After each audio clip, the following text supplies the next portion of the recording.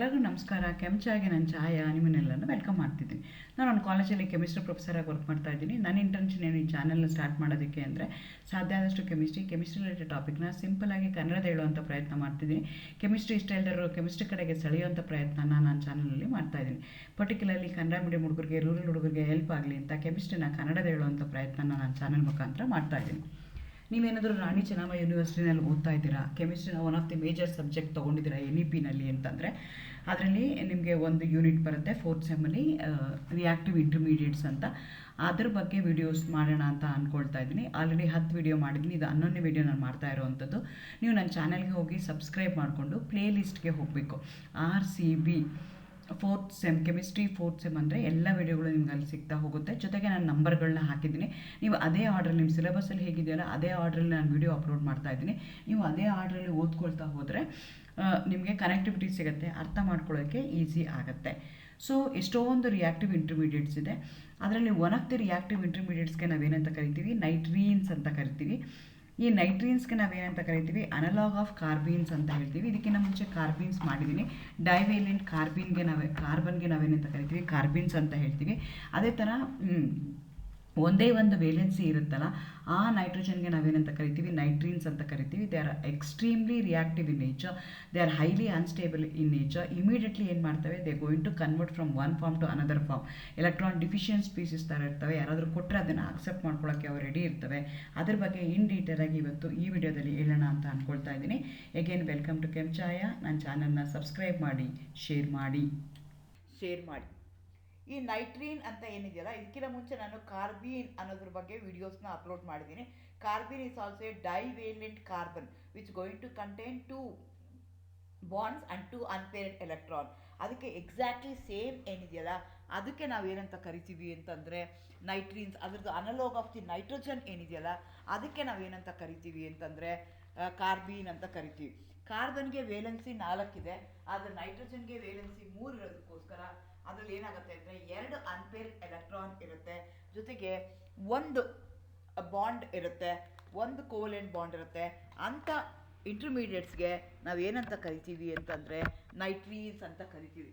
Carbenes ಹೇಗಿರುತ್ತಲ್ಲ ಅದೇ ಥರನೇ ಇಲ್ಲೂ ಕ್ಲೀವ್ ಆಗುತ್ತೆ, 2 ಬಾಂಡ್ ಕ್ಲೀವ್ ಆಗುತ್ತೆ.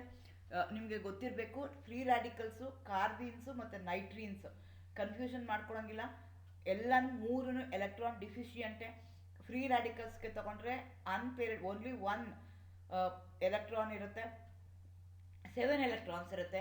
ಕಾರ್ಬೀನ್ಸು ಮತ್ತು ನೈಟ್ರೀನ್ಸ್ನ ತಗೊಂಡ್ರೆ ಔಟರ್ ಮೋಸ್ಟ್ ಶೆಲ್ಲಲ್ಲಿ ಅಥವಾ ಸೆಂಟ್ರಲ್ ಆಟಮಲ್ಲಿ ನಿಮಗೆ ಒಟ್ಟು ಎಷ್ಟಿರುತ್ತೆ ಅಂದರೆ 6 ಎಲೆಕ್ಟ್ರಾನ್ಸ್ ಇರುತ್ತೆ. ಆಕ್ಟೇಟ್ ಇರಲ್ಲ, ಆಕ್ಟೇಟ್ಗೆ 2 ಕಡಿಮೆ ಇರುತ್ತೆ. ಅಂಥದಕ್ಕೆ ನಾವೇನಂತ ಕರಿತೀವಿ ಅಂತಂದರೆ reactive intermediates either carbene or nitrene. With respect to carbon ಆದರೆ ಕಾರ್ಬೀನ್ ಅಂತ ಕರಿತೀವಿ, ವಿತ್ ರೆಸ್ಪೆಕ್ಟ್ ಟು ನೈಟ್ರೋಜನ್ ಆದರೆ ನೈಟ್ರೀನ್ ಅಂತ ಕರಿತೀವಿ. ಈ ನೈಟ್ರೀನ್ಗೆ ಏನಾಗ್ತಿದೆ ಅಂದರೆ 1 ಕೋವೆಲೆಂಟ್ ಬಾಂಡ್ ಇದೆ, ಜೊತೆಗೆ 1 ಕೋವೆಲೆಂಟ್ ಬಾಂಡ್ ಇದೆ, ಇನ್ನು 4 ಅನ್ಪೇರ್ಡ್ ಎಲೆಕ್ಟ್ರಾನ್ಸ್ ಇರುತ್ತೆ. ನಿಮ್ಗೆ ಆಲ್ರೆಡಿ ಗೊತ್ತಿದೆ, ನೈಟ್ರೋಜನ್ಗೆ ವೇಲೆನ್ಸಿ 3 ಇದೆ, ಅದರಲ್ಲಿ 2 ಬಾಂಡ್ ಕ್ಲೀವ್ ಆಗುತ್ತೆ. ಫಾರ್ ಎಕ್ಸಾಂಪಲ್ ಇಲ್ಲಿ ನಾನು ಅಮೈನ್ಸ್ನ ತೊಗೊಂಡಿದ್ದೀನಿ, ಆವಾಗ ನಿಮ್ಗೆ ಇಲ್ಲಿ ನೈಟ್ರೀನ್ಸ್ ಬರ್ತಾ ಇದೆ. ನೈಟ್ರೋಜನ್ ಸುತ್ತ ಒಟ್ಟು ಎಷ್ಟು ಎಲೆಕ್ಟ್ರಾನ್ ಇದೆ, ಒಟ್ಟು 6 ಎಲೆಕ್ಟ್ರಾನ್ ಇದೆ. 2 electron 2 unpaired electron which is present in the nitrogen, ಇನ್ನು 2 electron between N and R bond, ಇನ್ನು 2 ಎಲೆಕ್ಟ್ರಾನು ಕ್ಲೀವ್ ಆದಾಗ ಬಂದಿರುವಂಥದ್ದು. ಒಟ್ಟು 1 2 3 4 5 6 ಎಲೆಕ್ಟ್ರಾನ್ಸ್ ಇದೆ. 6 valent active as in the case of carbenes. So exactly ಕಾರ್ಬೀನ್ಗೆ ಅನಲಾಗ್ ಅಂತ ನಾವು ಕನ್ಸಿಡರ್ ಮಾಡ್ಕೋಬೋದು, ಅದಕ್ಕೆ ಈಕ್ವಲೆಂಟ್ ಅಂತ ನಾವು ಕನ್ಸಿಡರ್ ಮಾಡ್ಕೋಬೋದು. ಇದಕ್ಕೇನಂತ ಕರಿತೀವಿ ಅಂದರೆ ನೈಟ್ರೋಜಿನಿಯಸ್ ಅನಲೋಗ್ ಆಫ್ ದಿ ಕಾರ್ಬೀನ್ ಅಂತ ಕರಿತೀವಿ. ಅಗೇನ್ 6 ಎಲೆಕ್ಟ್ರಾನ್ಸ್ ಇದೆ. Neutral species do not contain any charge, incomplete octet, only 6 electrons ಇದೆ. ಎಲೆಕ್ಟ್ರಾನ್ ಡಿಫಿಷಿಯೆಂಟ್ ಅಂತ ಕರಿತೀವಿ, ಎಲೆಕ್ಟ್ರೋಫೈಲ್ಸ್ ಅಂತ ಕನ್ಸಿಡರ್ ಮಾಡ್ಕೋಬೋದು. ಹೈಲಿ ಅನ್ಸ್ಟೇಬಲ್ಲು, ಅದು ಲೈಫ್ ಸ್ಪ್ಯಾನ್ ಏನಾಗಿರುತ್ತೆ ತುಂಬ ಇರುತ್ತೆ, ಶಾರ್ಟ್ ಲೀವ್ಡ್ ಇರುತ್ತೆ. Similar to that of the carbene, ಈ ನೈಟ್ರೀನ್ಸ್ಗೂ ನಾವೇನಂತ ಮಾಡ್ತೀವಿ, ಸಿಂಗ್ಲೆಟು ಮತ್ತು ಟ್ರಿಪ್ಲೆಟ್ ಸ್ಟೇಟ್ ಅಂತ ಹೇಳ್ತೀವಿ. ಸಿಂಗ್ಲೆಟು ಟ್ರಿಪ್ಲೆಟು ಯಾವ ಬೇಸಿಸ್ ಮೇಲೆ ಹೇಳ್ತೀವಿ ಅಂದರೆ ಪೇರ್ ಆಫ್ ಎಲೆಕ್ಟ್ರಾನ್ಸ್ ಯಾವ ರೀತಿ ಆಗಿದೆ ಅನ್ನೋದ್ರ ಮೇಲೆ ಕ್ಲಾಸಿಫಿಕೇಶನ್ ಮಾಡ್ತೀವಿ. ಒಂದು sp2 ಹೈಬ್ರಿಡೈಸೇಷನ್ ಇರುತ್ತೆ, ಇನ್ನೊಂದು sp ಹೈಬ್ರಿಡೈಸೇಷನ್ ಇರುತ್ತೆ. ಸಿಂಗ್ಲೆಟಲ್ಲಿ ಏನಾಗುತ್ತೆ ಅಂದರೆ both the unpaired electrons which are non bonded pair of electrons are paired ಆಗಿರ್ತವೆ. They are present in sp2 hybrid orbital ಇರುತ್ತೆ. ಅಂಥದಕ್ಕೆ ನಾವೇನಂತ ಕರಿತೀವಿ, ಸಿಂಗ್ಲೆಟ್ ಅಂತ ಕರಿತೀವಿ. ಟ್ರಿಪ್ಲೆಟಲ್ಲಿ ಏನಾಗುತ್ತೆ ಅಂದರೆ ಟೂ ಅನ್ಪೇರ್ಡ್ ಎಲೆಕ್ಟ್ರಾನ್ಸ್ ಏನಿದೆಯಲ್ಲ they going to occupy the different orbitals. ಅಂಥದಕ್ಕೆ ನಾವು ಟ್ರಿಪ್ಲೆಟ್ ಅಂತ ಕರಿತೀವಿ, ನಾನ್ ಬಾಂಡ್ ಆಫ್ ಎಲೆಕ್ಟ್ರಾನ್ಸ್ ಅಂತ ಕನ್ಸಿಡರ್ ಮಾಡ್ತೀವಿ. ಹಾಗಾದರೆ ಸಿಂಗ್ಲೆಟ್ಗೂ ಮತ್ತು ಟ್ರಿಪ್ಲೆಟ್ ನೈಟ್ರಿನ್ಗೂ ಡಿಫ್ರೆನ್ಸ್ ಏನು ಅಂದರೆ, ಸಿಂಗ್ಲೆಟ್ ನೈಟ್ರಿನಲ್ಲಿ 4 bonded pair of electrons on the nitrogen are present as a 2 pairs having an anti parallel spin ಇರುತ್ತೆ. ಅಂಥದಕ್ಕೆ ನಾವೇನಂತ ಕರಿತೀವಿ, ಸಿಂಗ್ಲೆಟ್ ಅಂತೀವಿ. ಒಂದೇ ಆರ್ಬಿಟಲ್ಗೆ ಹೋಗಿ ಅದು ಆಕ್ಯುಪೈ ಆಗಿರುತ್ತೆ.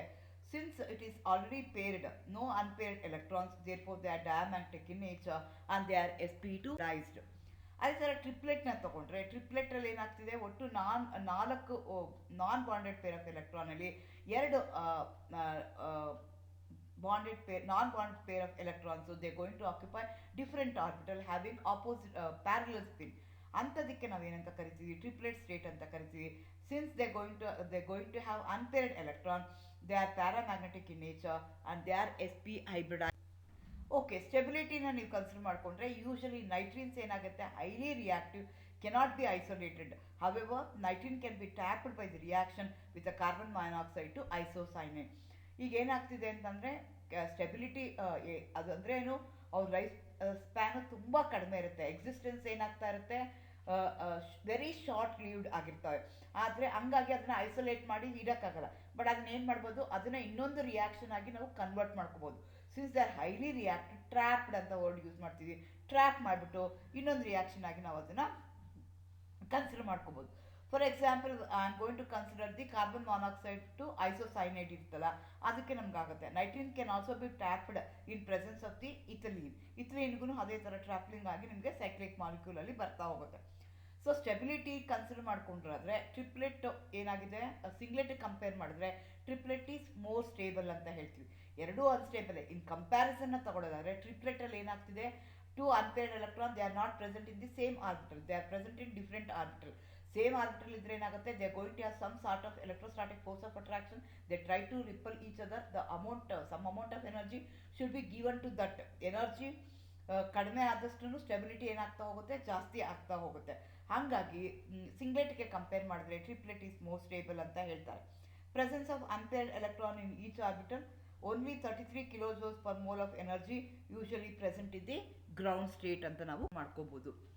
ಓಕೆ, ಹಾಗಾದ್ರೆ ನೈಟ್ರಿನ್ ನಮ್ಗೆ ಎಲ್ಲೆಲ್ಲಿ ಬರುತ್ತೆ, ಯಾವುದೇ ಒಂದು ಎಲಿಮಿನೇಷನ್ ರಿಯಾಕ್ಷನ್ ಮಾಡಿದಾಗ, ಬೇಸ್ ಇದೆ, ನಾನು ಮುಂಚೆನೇ ತೋರಿಸಿದಾಗ ಏನಾಗ್ತಾ ಇದೆ, ಬೇಸ್ ಏನು ಮಾಡ್ತಾ ಇದೆ, ಹೈಡ್ರೋಜನ್ನ ಕಿತ್ಕೊಳ್ತಾ ಇದೆ, ಅಬ್ಸ್ಟ್ರಕ್ಷನ್ ಆಗ್ತಾ ಇದೆ. ನೈಟ್ರೋಜನ್ ಮೇಲೆ ಏನಾಗುತ್ತೆ, ಅವಾಗ ಲೋನ್ ಪೇರ್ ಆಫ್ ಎಲೆಕ್ಟ್ರಾನ್ಸ್ ಬರುತ್ತೆ, ನೆಗೆಟಿವ್ಲಿ ಚಾರ್ಜ್ ಬರುತ್ತೆ. ಆ ನೆಗೆಟಿವ್ಲಿ ಚಾರ್ಜ್ನ ಬ್ಯಾಲೆನ್ಸ್ ಮಾಡ್ಕೊಳ್ಳೋಕ್ಕೆ Cl- ಹೋಗುತ್ತೆ, ಅವಾಗ ನೈಟ್ರಿನ್ ಫಾರ್ಮೇಷನ್ ಆಗುತ್ತೆ. ಅದೇ ಥರ ಅಜೈಡ್ಸ್ ಅಂದರೆ N3 ಏನಿದೆಯಲ್ಲ ಅದಕ್ಕೆ ಅಜೈಡ್ ಅಂತ ಕರಿತೀವಿ. ಅಜೋ ಅಂದರೆ N ಡಬಲ್ ಬಾಂಡ್ N ಇದ್ದರೆ ಅಜೋ ಅಂತ ಕರಿತೀವಿ. ಮೂರು ಎನ್ಗಳಿದ್ರೆ N3 ಇದ್ದರೆ ಅವಾಗ ಅದನ್ನು ಅಜೈಡ್ ಅಂತ ಕರಿತೀವಿ. ಅಜೈಡು ಏನಾಗುತ್ತೆ, ಫೋಟೋಲಿಸಿಸು ಅಥವಾ ಥರ್ಮಾಲಿಸಿಸ್ ಆದಾಗ it going to give a nitrene. ಯಾವ್ದು ಬೇಕಾದ್ರೂ ಆಗ್ಬೋದು, ಅದರ ನೈಟ್ರೀನ್ ಬರ್ತಾ ಹೋಗುತ್ತೆ. ಅದೇ ಥರ ಸಲ್ಫನಮೈಡ್ ಏನಿದೆಯಲ್ಲ, ಫಿನೈಲ್ N ಸಲ್ಫೈಲ್ ಅಮೈನ್ ಇದೆಯಲ್ಲ, ಅದನ್ನು ನಿಮಗೆ ಹೀಟ್ ಮಾಡಿದಾಗ ಇನ್ ಗೇಷಿಯಸ್ ಫೇಸ್ ನಿಮ್ಗೆ ಏನಾಗುತ್ತೆ, ಫಿನೈಲ್ ನೈಟ್ರೀನ್ ಬರುತ್ತೆ. Highly unstable but they can be generated. ಅದನ್ನು ಮಾಡಿಕೊಂಡು immediately we get converted to one form to another. Okay, ಹಾಗಾದ್ರೆ ಇದು ಯಾವ್ಯಾವ ರಿಯಾಕ್ಷನ್ ಬರುತ್ತೆ? I told you these are highly reactive intermediate which are going to come across during the course of the reaction. For example, ನೀವು synthetic application ತಗೊಂಡ್ರೆ Hofmann rearrangement ಏನಿದೆಯಲ್ಲ ಅದರಲ್ಲಿ ನಿಮಗೆ ಆಗ್ತಾ ಹೋಗುತ್ತೆ. ಆಫ್ಮೆನ್ ರಿಅರೇಂಜ್ಮೆಂಟ್ ಏನಿದೆಯಲ್ಲ, ಆ ಆಫ್ಮೆನ್ ರಿಅರೇಂಜ್ಮೆಂಟಲ್ಲಿ ಏನಾಗುತ್ತೆ, ನಿಮಗೆ ಅಮೈಡ್ ಏನಿದೆಯಲ್ಲ, amide when made to react with bromine in aqueous NaOH, ಅವಾಗ ನಿಮಗೆ ಅನಿಲಿನ್ ಬರುತ್ತೆ. ಈ ರಿಯಾಕ್ಷನ್ಗೆ ನಾವು ಆಫ್ಮೆನ್ ಡಿಗ್ರೇಡೇಷನ್ ಅಥವಾ ಆಫ್ಮೆನ್ ರಿಅರೇಂಜ್ಮೆಂಟ್ ಅಂತ ಹೇಳ್ತೀವಿ. ಈ ರಿಅರೇಂಜ್ಮೆಂಟಲ್ಲಿ ನಮಗೆ ನೈಲ್ be the one of the major intermediate you are going to get. ಅದೇ ಥರ ಸ್ಮಿತ್ ರಿಯಾಕ್ಷನ್ ಇರ್ಬೋದು, conversion of benzoic acid to aniline ಇದೆಯಲ್ಲ, ಅಲ್ಲೂ ಏನಾಗುತ್ತೆ ಅಂದರೆ ನಿಮಗೆ ನೈಟ್ರೀನ್ ಬರುತ್ತೆ. So in these two reaction nitrene as a reactive intermediate. Nitrene is a analog of the which is nitrogen analog of the carbene ಅಂತ consider ಮಾಡ್ಕೋಬೋದು. ಅಲ್ಲೂ ಏನಾಗಿದೆ, ಡೈವೇಲೆಂಟ್ ಕಾರ್ಬೀನ್ ಅಂತ ಕರಿತೀವಿ. ಇಲ್ಲಿ ಮಾನೋವೇಲೆಂಟ್ ವಿತ್ 4 ಅನ್ಪೇರ್ಡ್ ಎಲೆಕ್ಟ್ರಾನ್, ಇದು ಎಲೆಕ್ಟ್ರಾನ್ ಡಿಫಿಷಿಯೆಂಟ್ ಇದೆ. ಅಂಥ ರಿಯಾಕ್ಟಿವ್ ಇಂಟರ್ಮೀಡಿಯೇಟ್ಸ್ಗೆ ನಾವು ಏನಂತ ಕರಿತೀವಿ, ನೈಟ್ರೀನ್ಸ್ ಅಂತ ಕರಿತೀವಿ. So they going to involve in chemical reaction like Hofmann reaction, Schmidt ರಿಯಾಕ್ಷನಲ್ಲಿ ಅವು ಇನ್ವಾಲ್ವ್ ಆಗ್ತಾ ಇರುತ್ತೆ.